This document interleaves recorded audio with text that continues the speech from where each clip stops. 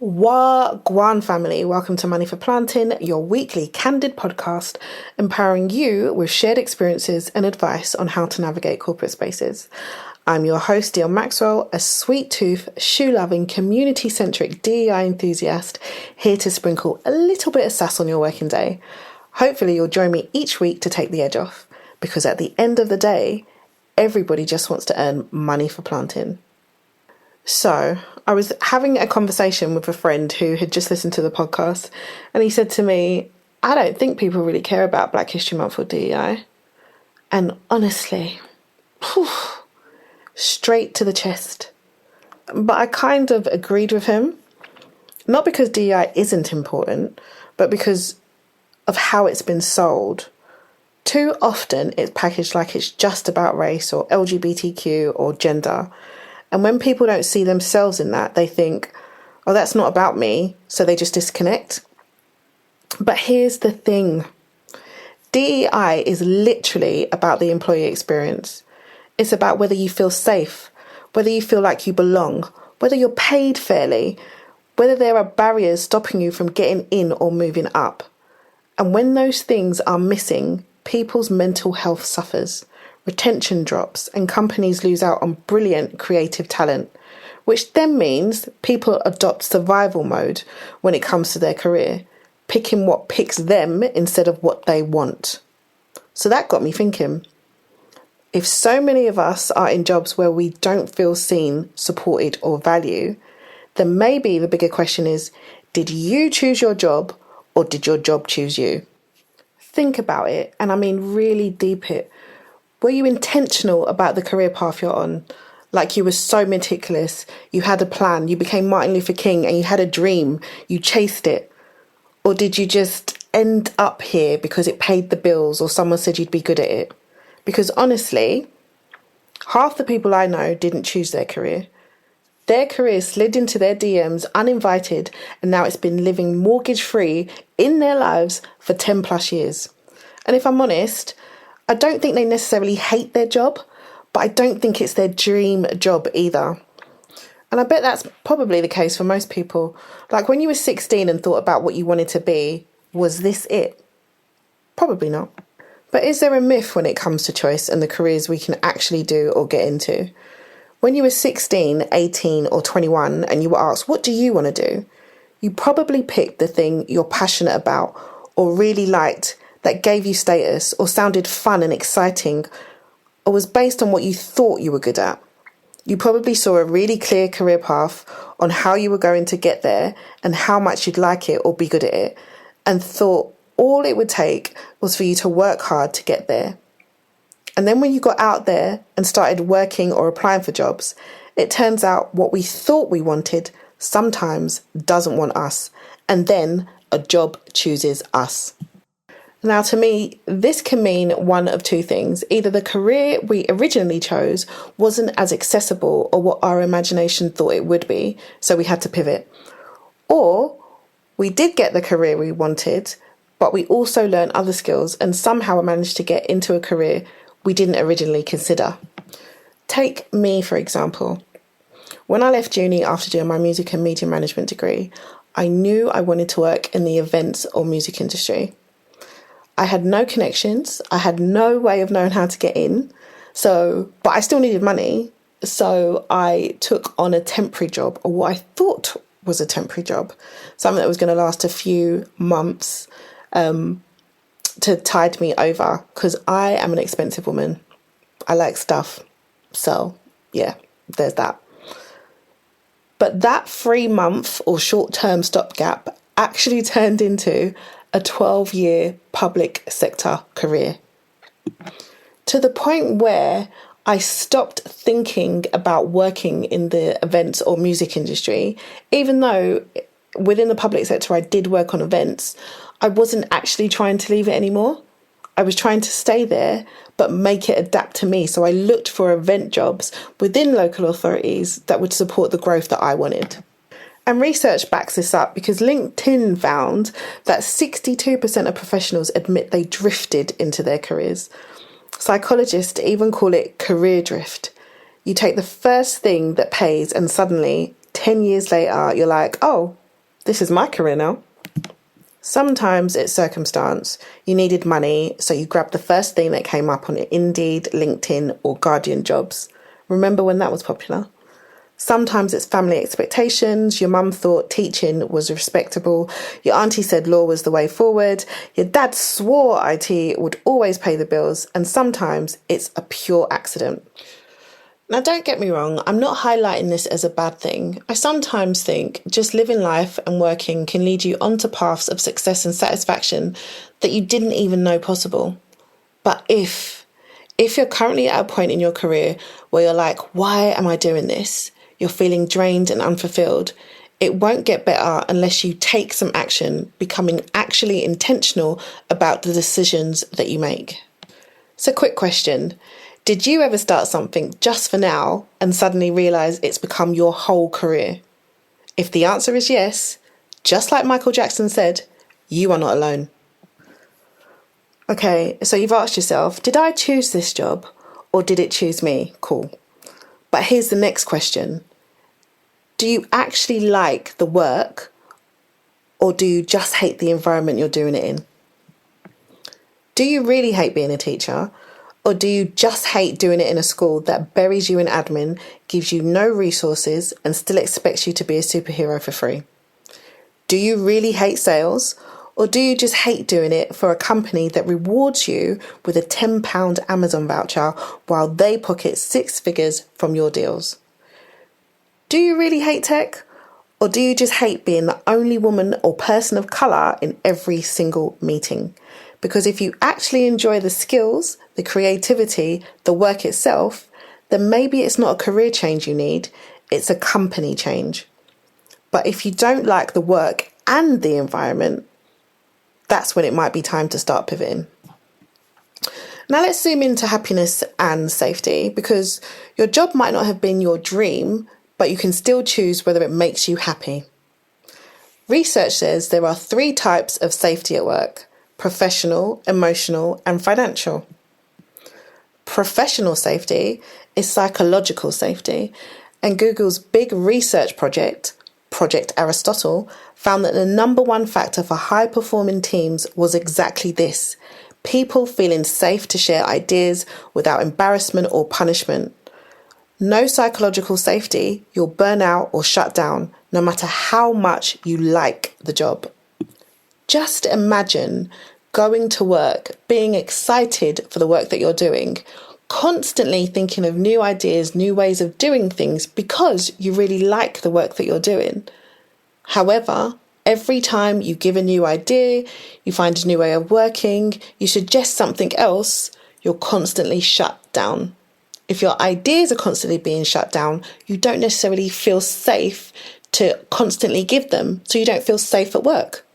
Professional safety, that's a good one. Then there's emotional safety. This comes from relationships. A Harvard Business Review study showed that once your basic needs are met, your relationships at work matter more for happiness than salary. And Gallup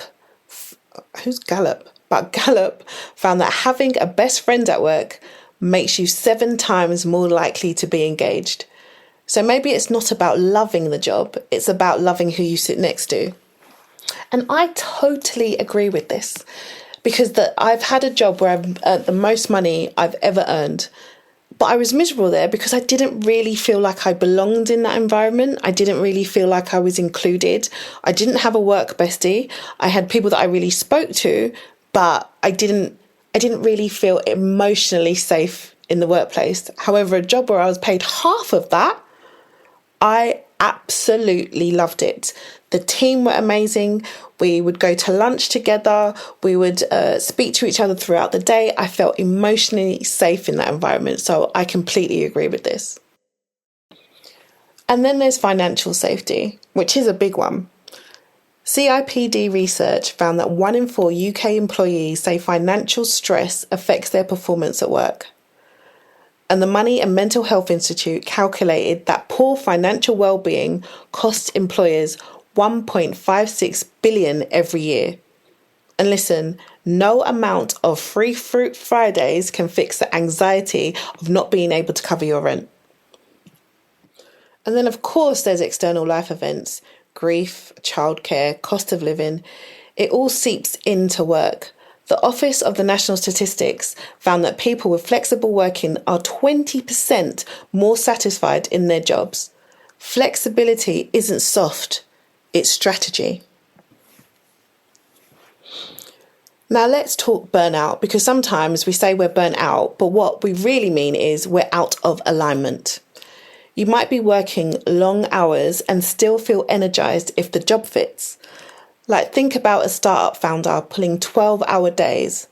Tired, yes, but drained, not necessarily, because it feels purposeful.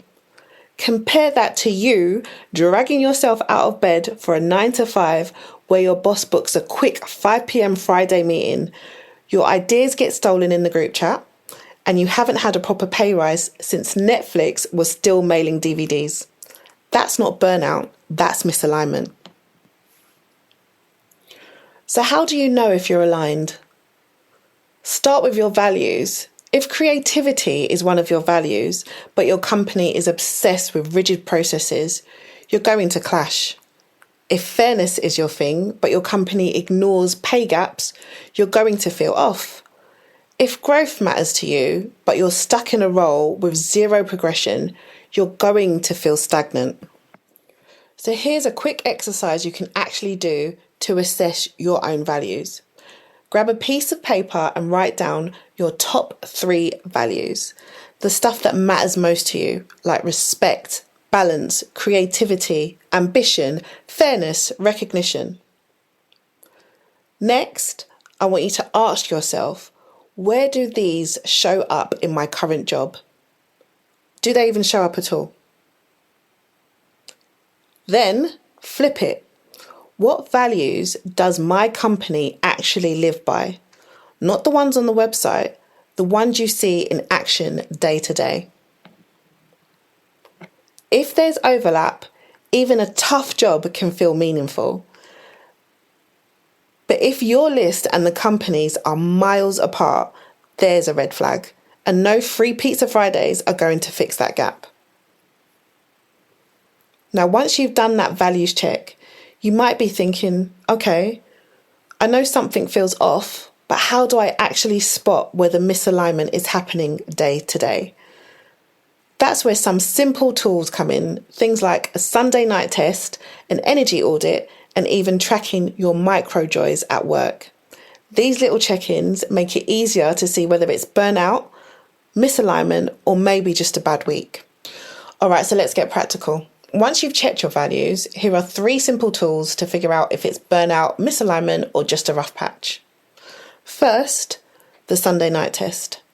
Ask yourself, how do I feel on Sunday evening? Is it a little meh? That's normal. But if you're getting that heavy dread, that pit in your stomach feeling that ruins your whole weekend, that's your body telling you something isn't right. Jobs shouldn't make you feel like you're serving a prison sentence every Monday morning. Number 2, the energy audit. For 1 week, track what gives you energy and what drains you. Literally draw 2 columns, energizing versus draining.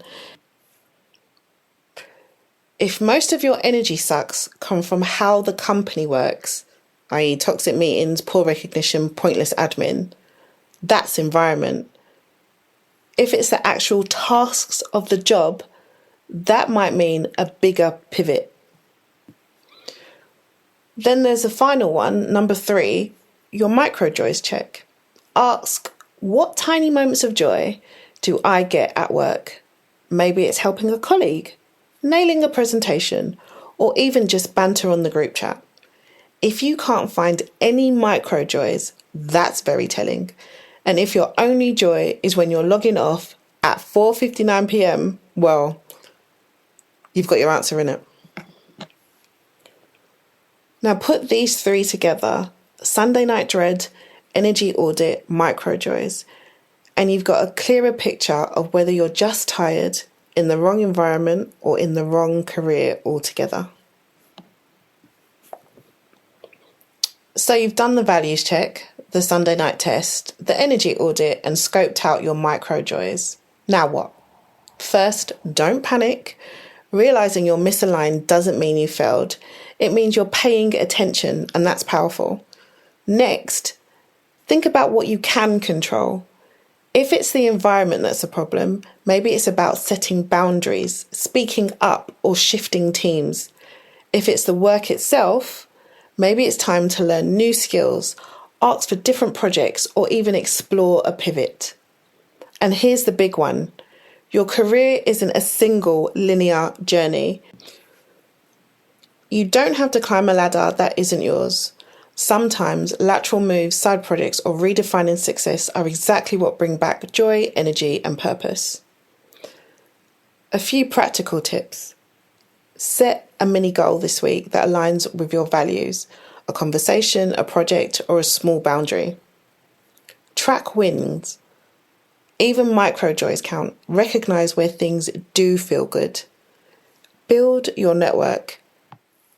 Connect with people who inspire you. Seeing different paths sparks ideas. And remember, your job doesn't define your life. You define it. If your career chose you, it's never too late to choose yourself back. So take a moment after this episode to ask yourself, what's one change I can make this week, even a tiny one, that moves me closer to the career that actually lights me up? Whew. So this was a bit of a long one, longer than the other two that I've done anyway. But if you've made it this far, thank you so much for listening. I really appreciate it. If this resonated, share it with a friend and let's keep the conversation going.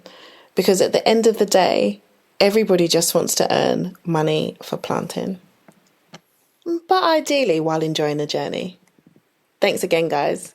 Till next week. Bye-bye. Okay, I know that I've said bye, but I'm going to do something a little bit risky here. So some of the feedback that I got last time was basically that my own personality didn't really come through that much. And sometimes it sounded like I was reading. The very first podcast that I did, I 100% was reading. 100% was reading. The second one, not so much. This one, I was reading. There was lots of points that I wanted to get through and I wanted to make sure that they landed properly. So, in the comments, if you could let me know how you felt listening to this podcast, if, like I said, if it resonated with you, if you had any takeaways from it, and you had any feedback that you wanted to give me. Because this one was quite close to my heart, I mean, all of them are going to be close to my heart, I just wanted to make sure that I got all of my points across. It's also really difficult to have a conversation with yourself when you're talking to an imaginary audience. So, yeah, any feedback you have, I'm Erica Badu with it. Like, I'm sensitive, but, you know, I'll try and take it on. If you haven't already, please follow me or follow Money for Plantain on TikTok at Money for Plantain Pod and on Instagram again at Money for Plantain Pod. Thank you. See you later. Bye.